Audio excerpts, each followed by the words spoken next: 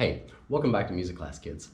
Today, we're going to talk about a style of music called bluegrass. And we're going to look at a story too called Appalachia, okay? Well, bluegrass is a style of music that originated in Kentucky and Tennessee. And it's named after Kentucky, which is called the Bluegrass State.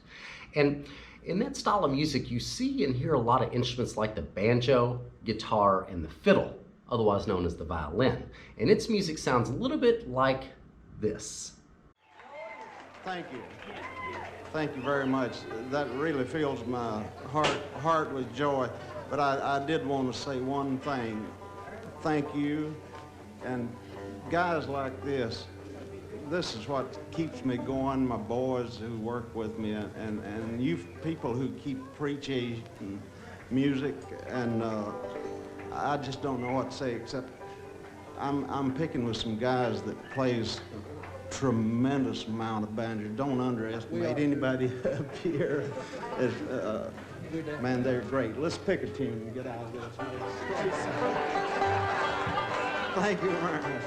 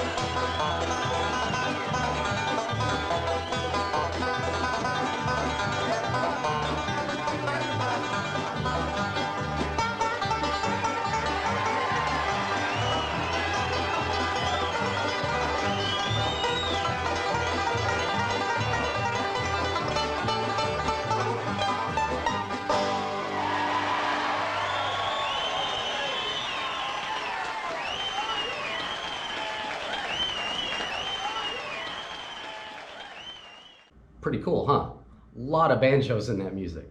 Well, bluegrass music was really popular a long time ago, and it still is today.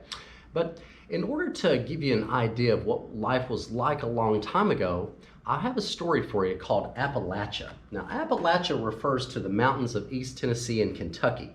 And this story kind of paints a picture of what life was like for people back then. So I'm going to go ahead and read this for you. It's called Appalachia, The Voices of Sleeping Birds. And it's written by Cynthia Rylant, and the illustrator is Barry Moser. So he made all these wonderful pictures. Okay. So we'll go ahead and get started here. All right. So it goes like this. In a certain part of the country called Appalachia, you will find dogs named Prince or King living in little towns with names like Coal City and Sally's Backbone. These dogs run free, being country dogs, and their legs are full of muscles from running rabbits up mountains or from following boys who push old bikes against the hill roads they call hollows. These are mostly good dogs and can be trusted. The owners of these dogs, who live in Appalachia, have names like Mamie and Boyd and Ole. And they probably lived in Appalachia all their lives. Many of them were born in coal camps, in tiny houses which stood on poles, and on the sides of which you could draw a face with your finger because coal dust had settled on their walls like snow. The owners of these dogs grew up more used to trees than sky, and inside them had this feeling of mystery about the rest of the world they couldn't see. Because mountains came up so close to them and blocked their view like a person standing in a doorway.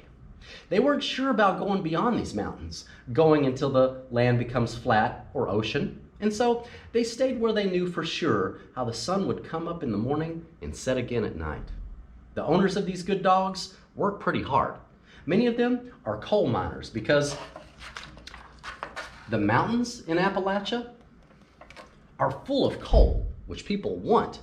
And if you are brave enough to travel 2 miles down into that solid dark earth to get it, somebody will pay you money for your trouble. The men and women who mine the coal probably had fathers and grandfathers who were miners before them. Maybe some thought they didn't have any other choice but to be a miner, living in between or on the sides of these mountains and seeing no way to go off and become doctors or teachers and having no wish to become soldiers. Those who do go off, who find some way to become doctors or teachers, nearly always come back to the part of Appalachia where they grew up. They're never good at explaining why. Some will say they had brothers or sisters still here and that they miss them.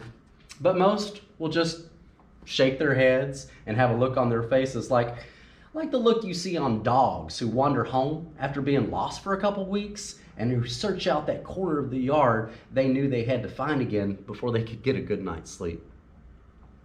Those who don't live in Appalachia and don't understand it sometimes make the mistake of calling these people hillbillies. It isn't a good word for them. They probably would prefer Appalachians. Like anyone else, they're sensitive about words.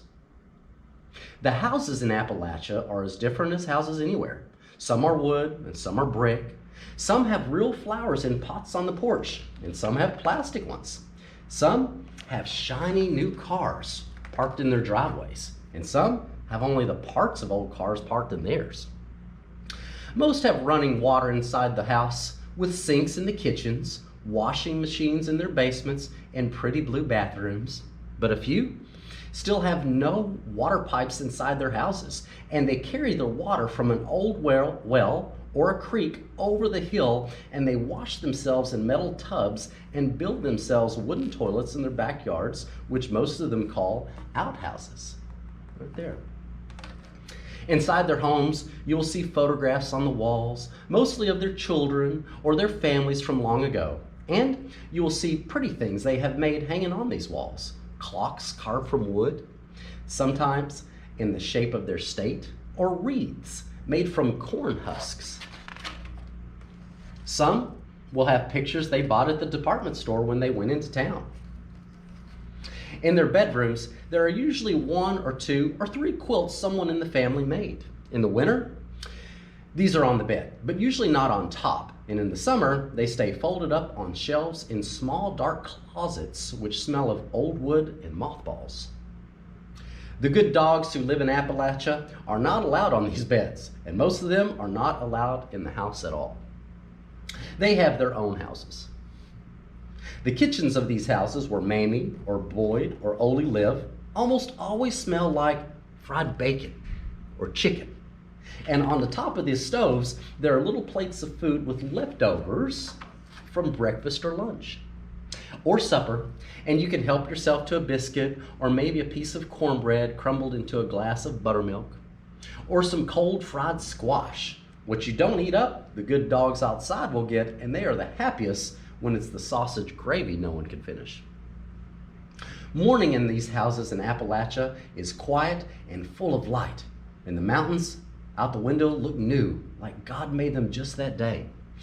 Night in these houses is thick. The mountains wear heavy shawls of fog, and giant moths flap at the porch lights while cars cut through the dark hollows like burrowing moles. If it is Sunday, nearly everyone will go to church. Most of these Appalachians are Baptists, but many are Methodists or Presbyterians, and some are Catholics. If the church is a Baptist church in the country, you can count on people wearing their good clothes, women in dresses, men in suits and ties, and babies dressed up like pictures. There will be a lot of singing in that church and maybe some crying for joy, and after the service, people will linger in the yard talking till the women say, "It's time to eat." And they will go home and sit around a table spread with potatoes and beans and meat and good hot coffee or sweet iced tea. And they will eat until they can eat no more, except for that piece of lemon pound cake they saved room for. Sunday afternoon, they will go to the houses of their relatives to visit and will sit around a kitchen table again talking or on the front porch. They might do a little work for their mothers who live alone, carrying a big box to the shed for her or taking care of that nest of bees hiding near her basement door. Sunday night, some of them will go to church again. In the summer, many of the women like to can. It seems their season. They sit on kitchen chairs on back porches and they talk of their lives while they snap beans or cut up cucumbers for pickling. It is a good way for them to catch up on things and to have good time together, alone, for neither the children nor the men come around much when there's canning going on. In the winter, many of the men like to hunt, and this seems their season. They take off into the woods together, their good dogs running ahead. And they hunt rabbit and sometimes deer, and they talk about things and feel happy and free. If they shoot something, they bring it home, skin it, cut it up, and put it in the freezer to cook and eat later. The children love all the seasons. They go down by the creek or into the woods or up the dirt roads with their good dogs, and they feel more important than anything else in these Appalachian mountains. And probably they think often of God, since they know the clouds and trees better than anyone. They have seen what God can do. In summer, if you walk the roads, you will smell honeysuckle and the odors of cows and that gritty aroma dirt roads and the mountains send up your nose. The dogs, well, they have a different smell every day. The men and women and children who live in Appalachia have no sourness about them. And though they are shy towards outsiders, they will wave to you if you drive by in your car, whether they know your face or not. Most would probably rather not meet anyone new, but once they are used to you, you will find them bringing you bags of tomatoes from their gardens and sometimes a cherry cobbler. Most of them are thinkers because these mountains inspire that. But they could never find the words to tell you of these thoughts they have. They talk to you of their corn or their cows instead, and they keep the thoughts to themselves. When they die, they will want the preacher at their church to say the words at their funeral, and they will want to be buried in the Appalachian mountains with their families. They will want someone to put flowers on their graves on Memorial Day. While they are living, they will look forward to spring, so they can go to the Southern State Store and buy packages of seeds to plant. And they will look forward to summer, so they can work outside among the sunflowers, repairing their fences. And they will look forward to fall, so they can rock on their porches and stare toward shimmering painted mountains. And they will look forward to the winter, so they can build their fires and watch the hollows fill up with snow. Safe till next year begins, prince or king running the mountains like all good dogs in Appalachia. So there's your story. Appalachia, The Voices of Sleeping Birds. Kind of gives you an idea of what life was like a long time ago in East Tennessee. I hope you enjoyed that. We'll see you next time.